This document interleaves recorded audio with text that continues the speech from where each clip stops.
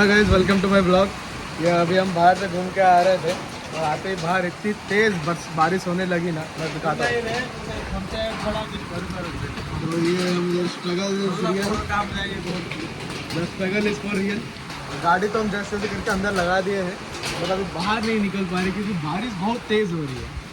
क्या करें कुछ समझ नहीं आ रहा। घर तो बगल में ही है, बट इतना तेज़ हवा और इतना तेज़ बारिश हो रहा है कि हम अंदर ही नहीं जा रहे। तो भाई आपका क्या कहना है इसके ऊपर?